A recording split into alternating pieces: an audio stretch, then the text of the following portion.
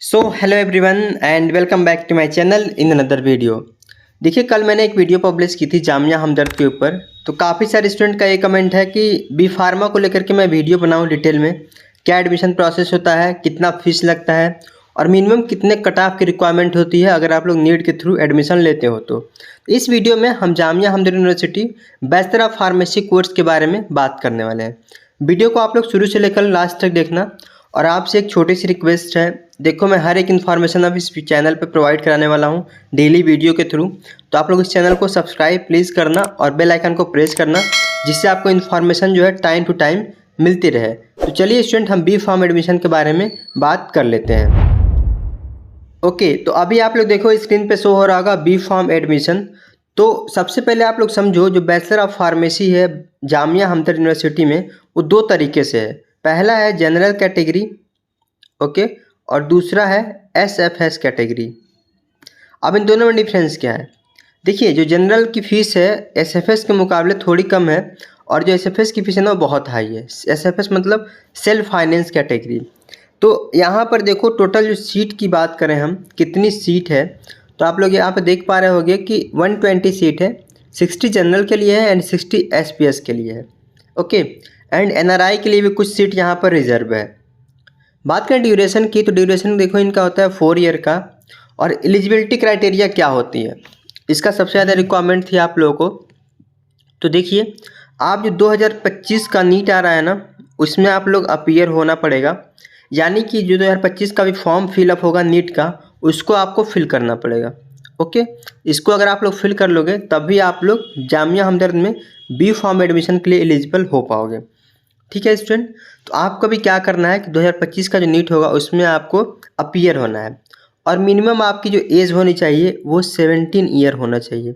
अगर 17 साल आपका होगा एज, तो आप लोग जो है यहाँ पर एलिजिबल होंगे। 17 साल कैसे काउंट करते हैं ये लोग? तो इस साल में, ठीक है, 2025 के दिसंबर तक आपका 17 साल पूरा होना चाहिए, ठीक है। 2025 तक जो है 1 दिसंबर 2025 तक आप 17 ईयर कंप्लीट किए होंगे, तो आप लोग इस फॉर्म को भर पाओगे। अब सबसे जो मोस्ट इम्पॉर्टेंट क्वेश्चंस आता है स्टूडेंट के दिमाग में, वो ये आता है कि यहाँ के लिए आपको क्राइटेरिया तो ठीक है भाई, चलो जेई मेंस नहीं, इसके बारे में भी मैं बात करूँगा। जेई मेंस के बारे में क्या है, देखो, तो सबसे पहले आपको क्या करना है, आपको नीट का फॉर्म फिलअप करना है, ठीक है। अब हम कट ऑफ की बात करते हैं। तो जनरली देखो, ये देखा गया है कि मुस्लिम और नॉन मुस्लिम कैंडिडेट के लिए कट ऑफ अलग अलग होता है, ठीक है।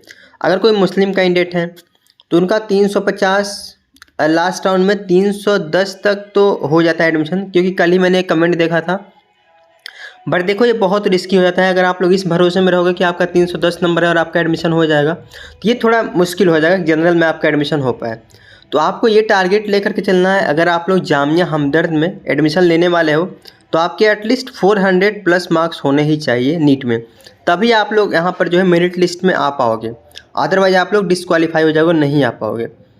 एक चीज़ आप लोग देख पा रहे होगे कि यहाँ पर नीट का मेंशन है, साथ ही जेई मेंस का मेंशन है।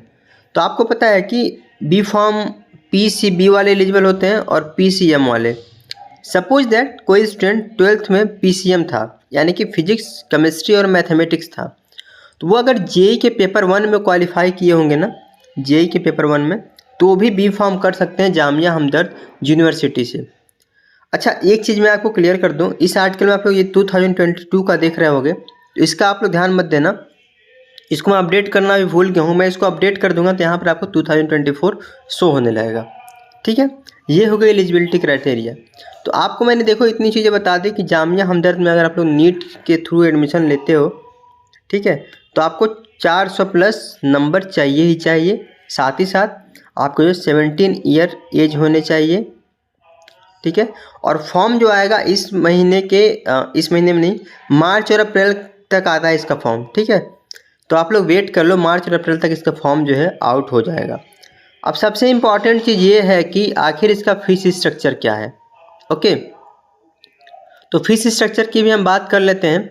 ये जो 135,000 आप लोग देख रहे हो, इसके ऊपर मत जाना। इनका जो फीस है वो 1,45,000 रुपये पर ईयर है, ठीक है। 1,45,000 45,000 रुपये पर ईयर है इनकी फ़ीस बैचलर ऑफ फार्मेसी के लिए।